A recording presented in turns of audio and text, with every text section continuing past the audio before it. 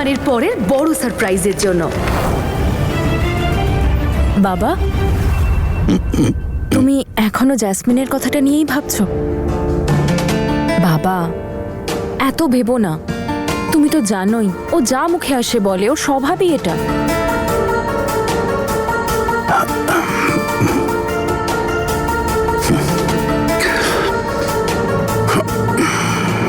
আরে বলো না দিদি, ওখানে কি করলে? এই যে শুনছো, কথাটা শোনো না। কোথায় যাচ্ছ তুমি?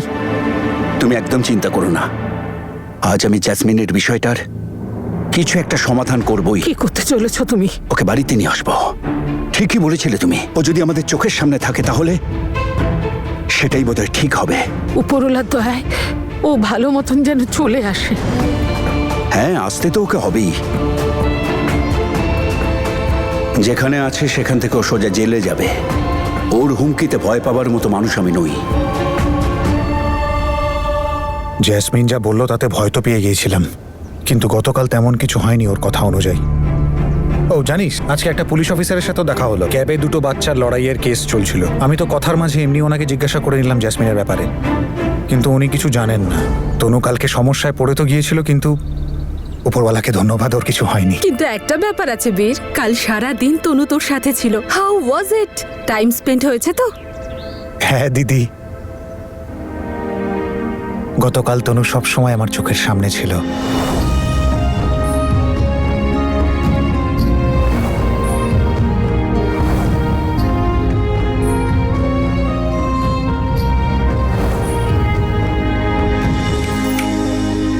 কোথায় হারিয়ে গেলি? আরে এখানে ফিরে আয় ভাই।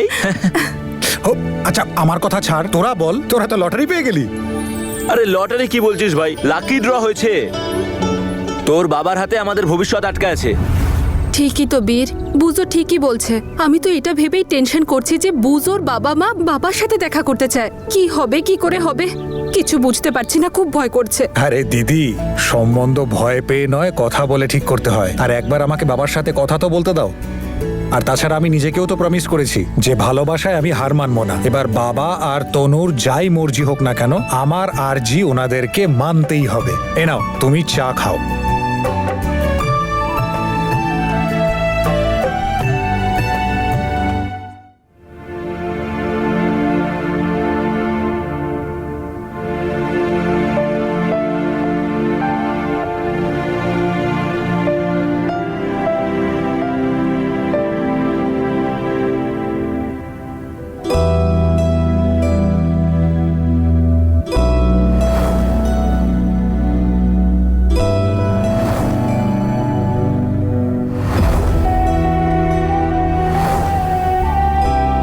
তুমি কোথায় চলে গিয়েছিলে? আমি কতটা ভয় পেয়ে গেছিলাম। আমার মনে কত দুশ্চিন্তা আসছিল। আমি তোমাকে একবার হারিয়েছি, দ্বিতীয়বার পারবো না।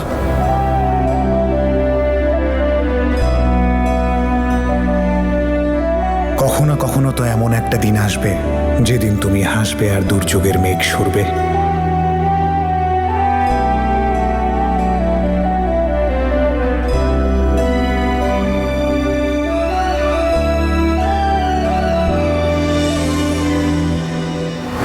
মা বাবা না প্রথমে আঙ্কেলের সাথে দেখা করতে চায়। যদি ওনারা জানতে পারেন আঙ্কেল এই সম্পর্কটাতে রাজি নয়, প্রবলেম হয়ে যাবে ভাই। ডোন্ট ওয়ারি, বাবার সাথে আমি কথা বলে নেব। উপরওয়ালা যেন বুজো আর সিমরনদির সম্পর্কটাকে পরিণতি দিয়ে দেন। ঠিকই বলেছিস বীর। আমি নিজেও এটার বিষয়ে ভাবছিলাম যে সিমরানের জন্য একটা ভালো ছেলে দেখতে হবে। বাবা, আমি চিনি এমন একজনকে। কার কথা বলছিস? সিমরনদির ওকে বেশ পছন্দ, তুমি চেনো ওকে।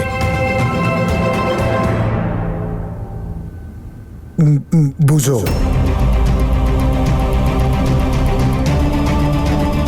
বুঝো তোর এই বেকার বন্ধুটা যে সারাদিন রাস্তায় রাস্তায় ঘুরে বেড়ায়, যে কোনো কাজকর্ম করে না, শুধু এটাই ভাবে যে কবে ওর ভাইরা ওকে কানাডায় ডেকে নেবে। ও সিমরানের দায়িত্ব নিতে পারবে? কোথায় রাখবে? কি খাওয়াবে? বাবা, ওই দায়িত্ব নিয়েছিল সিমরান দিদির যখন আমরা ওর পাশে ছিলাম না। তাই নাকি? যদি এতই বুঝদার হয় তাহলে এই কথাটা কেন বুঝতে পারেনি যে সিমরান যে এখানে থাকে সেটা আমাদের জানানো উচিত? আমাদের বাদ দিয়ে অন্তত তোকেও তো বলতে পারতো। কেন বলেনি ওর বিষয়ে? বল। এর উত্তর কিন্তু তুইও দিতে পারবি না। আর তুই চাইছিস যে এরকম একটা দায়িত্ব জ্ঞানহীন ছেলের হাতে আমি আমার মেয়েকে তুলে দিই। বাবা, ও দায়িত্ব জ্ঞানহীন নয়। ওর তখন যেটা মনে হয়েছে ও সেটাই করেছে। আর সিমরান দিদিও তো কত ভয় পেয়েছিল তখন। সিমরান দিদি না করেছিল বুজোকে যে কাউকে যেন কিচ্ছু না বলে। বাবা প্লিজ, একবার দেখা করে নাও বুজোর সাথে। 2 মিনিট বসো ওর সাথে কথা বলে নাও, দেখো ও কেমন। তুমি যেমনটা ওকে ভাবো ও তেমন নয়। বীর ব্যাস, আরে কথা তো তুইও বলেছিলিস জ্যাসমিনের সাথে খুব ভালোবাসতিস ওকে, তাহলে এয়ারপোর্টে ছেড়ে চলে এলি কেন? সিমরানও ওর আগের বরকে ভালো করে জানতো, কিন্তু হলো কি, ওকে ছেড়ে চলে গেল। এমনকি ওর সন্তানকেও। তোমাদের যেটা মনে হয়েছে তোমরা করেছো, কিন্তু আর না, কিছুতেই না। সিমরানের বিয়ে কার সাথে হবে বা হবে না তার সিদ্ধান্ত শুধু আমি নেব। তোমাদের এই বিষয় নিয়ে চিন্তা করার কোনো দরকার নেই, বুঝেছো? ঠিকই তো বলেছে দাদা, বুঝো আবার একটা ছেলে হলো না, তো দেখতে সুন্দর, আর তাছাড়া ভালো কাজকর্মও করে না। আমার তো মনে হচ্ছে বাদরের গলায় মুক্তোর মালার মতো হবে। মাখি প্লিজ, তোমার সব ব্যাপারে কথা বলাটা কি ভীষণ দরকারি? আর তাছাড়াও চেহারা দেখে স্বভাব জানা যায় না। আরে ছাড়ো দিদি, আমি একবার দেখেই লোক চিনে যাই। আচ্ছা, তুমি তো জেসমিনকেও বলেছিলে দিদি হিরে, একেবারে হিরে, কিন্তু কি বেরোলো? শুধুই পাথর। কপাল ঠুকছে এখনো। এটা কে? এ আমার মেয়ে স্যার। নিজের মেয়ের এগেনস্টে রিপোর্ট লেখাচ্ছেন? কি করেছো? আমার মনে হচ্ছে যে ও কোনো ভুল পথে পা দিয়েছে। আমি ওর কাছে অনেক টাকা দেখেছি স্যার। আমি চাই যে আপনি ওর তল্লাশি করুন স্যার। ওকে ধরে আমার হাতে তুলে দিন যাতে ওকে বাড়ি নিয়ে যেতে পারি। তাহলে আপনি এটাই চাইছেন যে আমরা শুধু তল্লাশি নেওয়ার নাটক করে আপনার মেয়েকে আমরা ভয় দেখাই, যাতে সে চুপচাপ আপনার সাথে বাড়ি চলে যায়? আগে হ্যাঁ ইন্সপেক্টর স্যার, আপনি শুধু এইটুকু হেল্প করুন। অল্প বয়স ওর, ভুল পথে পা দিয়েছে, জানি না কোন ফাঁদেও পড়েছে। দয়া করে সাহায্য করুন স্যার। কোনো ব্যাপার না স্যার, মেয়েকে ফেরানোর জন্য সাহায্য চাইছে। আমরা যদি একটু সাহায্য করে দিই ওনার আশীর্বাদ পাবো। হ্যাঁ স্যার।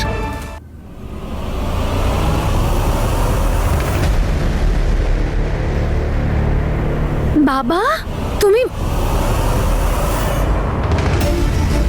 কি পুলিশ এখানে? বাবা, তুমি নিয়ে এসেছো তোমার সঙ্গে এদেরকে? হ্যাঁ আমি নিয়ে এসেছি। বল, তোর কাছে এত টাকা কোত্থেকে এলো? তোর মা আমাকে সবকিছু বলেছে। বাবা, এসব কি বলছো তুমি? তল্লাশি নাও। সার্চ করবেন? আরে কিসের জন্য? আরে কি করছেন আপনারা? সার্চ কেন করছেন? প্লিজ ছাড়ুন এসব। এভাবে আপনারা সার্চ করতে পারেন না, প্লিজ। আরে কিসের জন্য করছেন সেটা তো বলবেন। এভাবে আমার ব্যক্তিগত জিনিসে আপনারা হাত দিতে পারেন না, ছাড়ুন। আরে কি সুন্দর লিপস্টিকটা! আরে আমার ইম্পোর্টেড লিপস্টিক, এটা আমার ইম্পোর্টেড লিপস্টিক। কি করে হাত দিচ্ছেন আপনি? এটা ছাড়ুন, ফিরিয়ে দিন আমাকে আমার জিনিস, দিন। এসব কি করছেন আপনি? সরে যান এখান থেকে, সরুন। কোন সাহসে আপনারা আমার জামা কাপড়ে হাত দিচ্ছেন? আমাকে রিজন তো দিন, আমি করেছিটা কি? কোনো সার্চ হবে না এখানে। বিমলা, হ্যাঁ কি সুন্দর পারফিউম! ওরে বাবা রে, আমার ইম্পোর্টেড দারুণ পারফিউম গন্ধটা। ফেরত দিন আমাকে। এটা আমার পারফিউম, কেন হাত দিচ্ছেন? আমার জিনিসপত্র থেকে দূরে থাকুন আপনারা। শান্ত হ, আমরা তো জিনিস নিয়ে পালিয়ে যাব না। এসব কি হচ্ছে বাবা? প্লিজ এদেরকে এখান থেকে নিয়ে যাও, প্লিজ।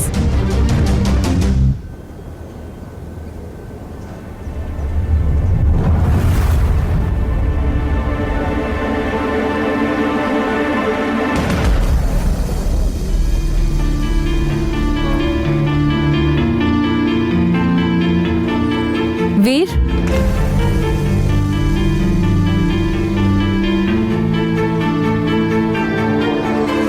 বীর, তনু, কি হয়েছে? চিন্তিত মনে হচ্ছে। বাড়িতে সব ঠিক তো? কিছু ঠিক হচ্ছে না তনু। কি ঠিক হচ্ছে না?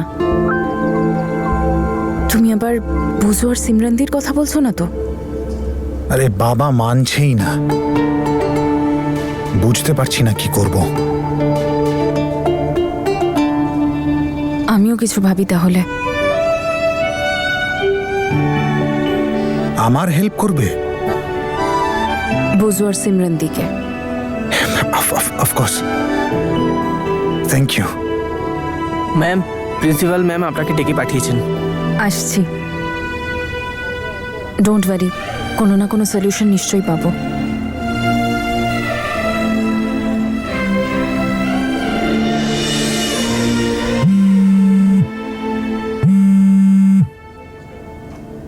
হ্যাঁ রে বল, তোমার জন্য একটা গুড নিউজ আছে। কি গুড নিউজের কথা বলছিস তুই? জানো দিদি না তোমার গোলাপটা ডাস্টবিনে ফেলে দেয়নি, বরং নিজের ফেভারিট বুকের মধ্যে রেখেছে।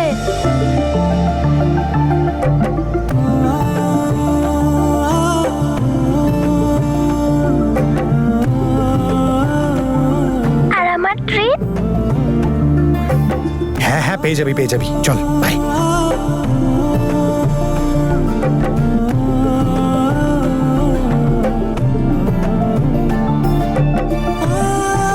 এখন বাবা নিশ্চয়ই মেনে যাবে, কারণ তনু আমার হেল্প করবে।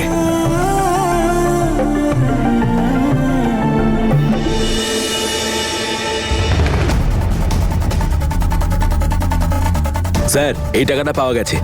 দেখুন ইন্সপেক্টর, আপনি আমার কথাটা শুনুন। এখানে আপনি কিচ্ছু পাবেন না, আমার কাছে কোনো টাকা নেই। আমার বাবা আপনাদেরকে এখানে নিয়ে এসেছে শুধু শুধু সময় নষ্ট করতে, কারণ ওনার মনে হচ্ছে এই সব কিছু করলে আমি ওনার সঙ্গে ওনার বাড়ি ফিরে যাব। খুব চিন্তা করেন তো উনি আমার জন্য। কি আর করা যাবে, তাই না বাবা? আমি বাড়ি ফিরবো না বাবা। আই এম সরি, আমি খুব ভালো আছি এখানে। হ্যাঁ আমি জানি তুই এখানে আনন্দে আছিস, কারণ অন্যের জীবনে আগুন লাগিয়ে তুই তো খুব আনন্দেই থাকিস, তাই না?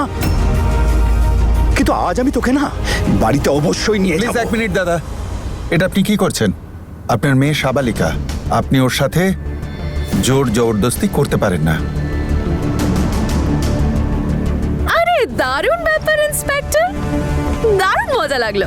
বাহ, আপনি যখন এতটা বলেই দিয়েছেন তখন ওনাকে এটাও বুঝিয়ে দিন যে ওনার এই সব কর্মকাণ্ডের জন্য আমি ওনার ওপর ডোমেস্টিক ভায়োলেন্সের কেস করতে পারি। দেখে তো তেমন বয়স মনে হয় না, এত আইন জানলি কি করে? বুদ্ধি? ম্যাডাম, বুদ্ধি যদি শুধু বৃদ্ধদের কাছেই থাকতো তাহলে সমস্ত টপ ক্লাস চাকরি আজ শুধু বৃদ্ধরাই করত, তাই না? বিমলা কথাটা তো ঠিকই বলেছে। জ্যাসমিন সবসময় ঠিকই কথা বলে। দাদা এবার তাহলে যাওয়া যাক। ইন্সপেক্টর, আমার টাকাটা। থ্যাংক ইউ বাবা। তনুকে না আমার তরফ থেকে অনেক ভালোবাসা দিও, আর আই হোপ তোমার সেই সারপ্রাইজের কথাটা মনে আছে। মনে রেখো, হ্যাঁ? আর বাড়ির সবাইকেও গিয়ে মনে করিয়ে দিও আমার সারপ্রাইজের কথাটা, বিশেষ করে তোমার মেয়ে তনুকে। আসুন দাদা। বাই বাবা।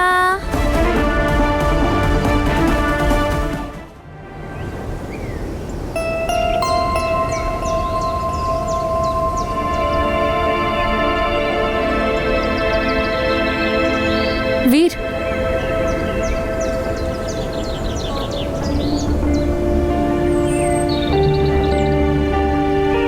তাড়াতাড়ি এঙ্গেজমেন্ট, তাড়াতাড়ি বিয়ে। ঠিক পড়েছো। আর এই এজেন্সির নাম যেরকম কাজও সেরকম। আমার এক বন্ধুর মায়ের এই এজেন্সিটা, আমি ওনার সাথে কথা বলেছি, আমাদের প্রবলেম সলভ করতে উনি হেল্প করবেন। তনু, আমাদের বর চাই না, বর আছে আমাদের কাছে। আর তাকেই অ্যাপ্রুভ করানোর জন্য আমি এই প্ল্যানটা বলতে এসেছি। শোনো,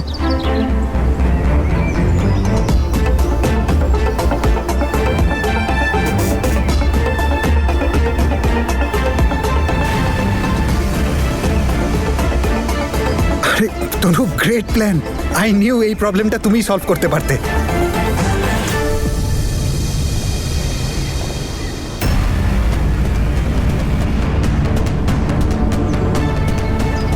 এত খুশি হওয়ার দরকার নেই, আগে এই প্ল্যানটা ভালো করে এক্সিকিউট করতে হবে যাতে বাবাকে রাজি করাতে পারি।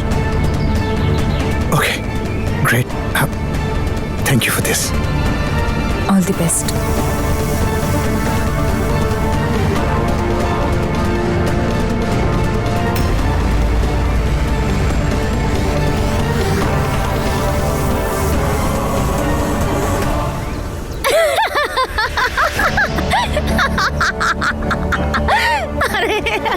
মিস্টার অঙ্গন, আপনি জানেন আমার এখন মনে হচ্ছে যে এই উনুনে জল ঢেলে দে আর আপনার মনে যে আগুন জ্বলছে তাতেই আমার এই ভুট্টাটা পোড়াই। খাবেন আপনি? হাসি পাচ্ছে তোমার? আরে মিস্টার অঙ্গদ, আপনিও না, আপনি সব ব্যাপারে এতটা ওভার রিঅ্যাক্ট করে ফেলেন না। এটা এমন কি নতুন আর বড় ব্যাপার বলুন তো? আপনি কি জানেন না নাকি বীর নাম্বার 1 প্রেমিক এখন তনুর। যে মেয়েকে ভালোবাসে একেবারে কোমর বেঁধে নেমে পড়ে তাকে পাওয়ার চেষ্টায়, যেমন আমাকে করেছিল। এবার দেখুন না, আমার জন্য নিজের ফ্যামিলিকে ছেড়ে দিল, তনুকে ছেড়ে দিল, বাড়ি ছেড়ে দিল, কে জানে আর কি কি ছেড়ে দিল, আর এখন আবার কোমর বেঁধে নেমেছে তনুকে পাওয়ার জন্য। আমিও পটে গেছিলাম, তনুও পটে যাবে। আর আমার তো মনে হচ্ছে যে ও তনুর রাগ ভাঙিয়েই ছাড়বে। আপনি জানেন, আমার না মাঝে মাঝে মনে হয় ওর ওই স্পোর্টস একাডেমিটা ছেড়ে দিয়ে মেয়ে ভাষাও ট্রেনিং একাডেমি খুলে বসা উচিত। Shut up! এত বক বক বক বক করে যাও, মুখ ব্যথা হয় না তোমার? তোমার প্ল্যান কবে শুরু হবে? কতক্ষণ ওয়েট করবো আমি? আমারও তো প্ল্যান আছে। ওফো অঙ্গদ বাবু, আপনি আবার রাগ করতে শুরু করলেন। আপনি এটা দেখতে পাচ্ছেন? এটাকে বলে সর্ষে, আর এটা দিয়ে বানানো হয় শাক। ঠিক সেইভাবে যে পদ্ধতিতে সর্ষের শাক বানানো হয়, সেম টু সেম সেইভাবে বানানো হয় প্ল্যান। যতক্ষণ ধরে রান্না হবে ততটাই খেতে সুস্বাদু হবে। আর এমনিতেও এই সব কিছু আমি শিখেছি ওই নাম্বার 1 প্রেমিকের থেকে। ও না আমাকে সারপ্রাইজটা খুব ঠান্ডা মাথায় শান্তিতে ভেবে দিয়েছিল। আপনি জানেন ও আমার সাথে কি করেছিল? আগে ও আমার সঙ্গে নকল বিয়ে করে, তারপর মিথ্যে কানাডার টিকিট বানায়, তারপর আমাকে এয়ারপোর্টে নিয়ে যায়, তারপর আমার চোখের সামনে পাসপোর্টটা জ্বালিয়ে দেয়। আমাকে তো অকারণেই বদনাম করা হয়েছে। আসল খেলোয়াড় তো ও, মিস্টার বীর সিং।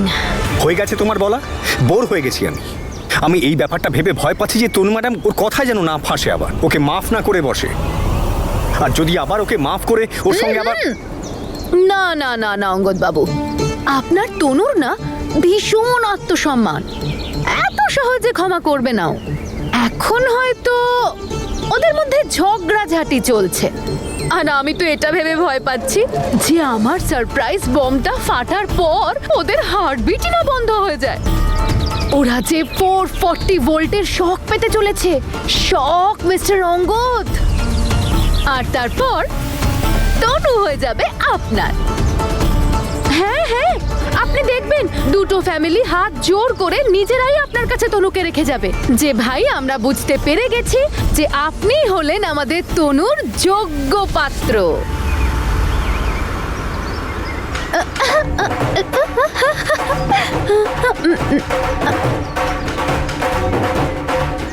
মাথাটা গেছে নাকি তোমার? উন্মাদ হয়ে গেছে? আরে না না, এসব কিচ্ছু নয়। আমি তো আপনার বিয়েতে ডান্স করার প্র্যাকটিস করছি। তনু আর অঙ্গদের বিয়ে হয়, অঙ্গদ হবে আমার জামাই বাবু। এখন তোমার খ্যাপামি সহ্য করা ছাড়া আমার কোনো উপায় নেই জেসমিন। শুধু একবার আমি তনু ম্যাডামকে ওই ফ্রড ভিড় থেকে বাঁচিয়ে নিই, তারপরে তুমি দেখো আমি কি করি। সরি বাবা, আমি হেল্প করতে পারিনি। তুমি তো জানো যে আমি এখন এমএলএ নই, আর এই প্রজেক্টের জন্য আমি ফান্ড জোগাড় করার অনেক চেষ্টা করেছি, কিন্তু করতে পারিনি। আমি লজ্জিত এবং আমার আফসোসও হচ্ছে। এ কি বলছেন স্যার? আপনি চেষ্টা করেছেন, এটাই অনেক।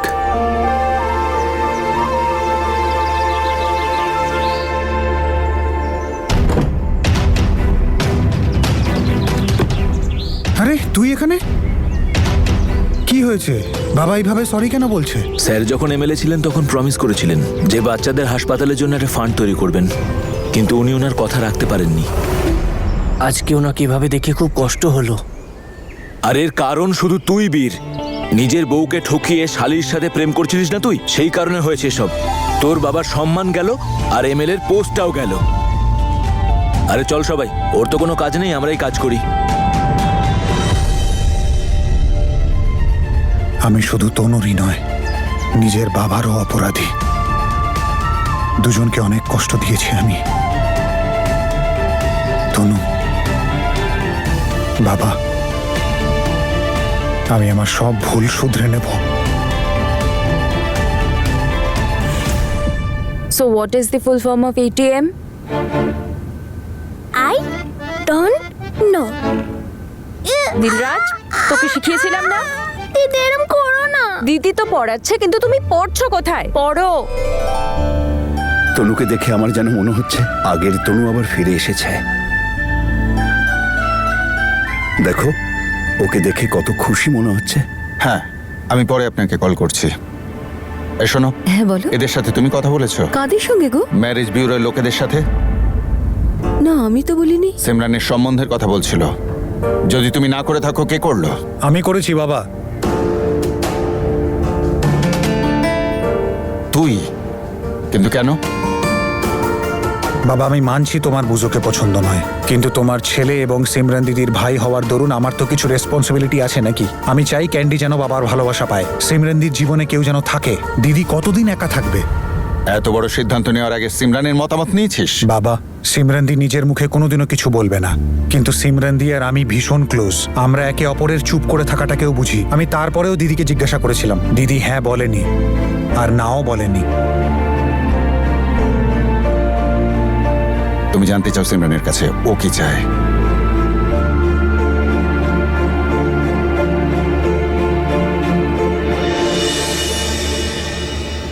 সিমরান, তুই আমাকে বল মা।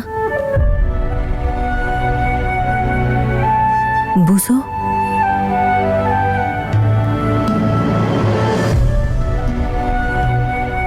বাবা আর বীর আমার জন্য কোনো ভুল সিদ্ধান্ত নেবে না।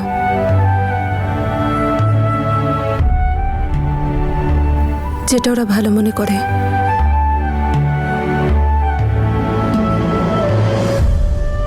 যদি ওর কোনো আপত্তি না থাকে তাহলে আমারও নেই। তোমরা প্রস্তুতি নাও, আমি ছেলে পক্ষকে ডাকছি। ওরা তো চলে আসবে, কিন্তু যখন ওরা জানতে পারবে যে মেয়ের আগে থেকেই বিয়ে হয়ে গিয়েছিল আর ওর স্বামী ওকে ছেড়ে চলে গেছে আর ওর একটা বাচ্চাও আছে, তারপর দেখবে ওরাও গুটি গুটি পায়ে পালিয়ে গেছে। নিমো, যতটা তুমি মুখ চালাও তার বদলে একটু মাথা খাটাও। বীর যথেষ্ট বুদ্ধিমান, ও নিশ্চয়ই ম্যারেজ ব্যুরোকে আগেই সব জানিয়েছে।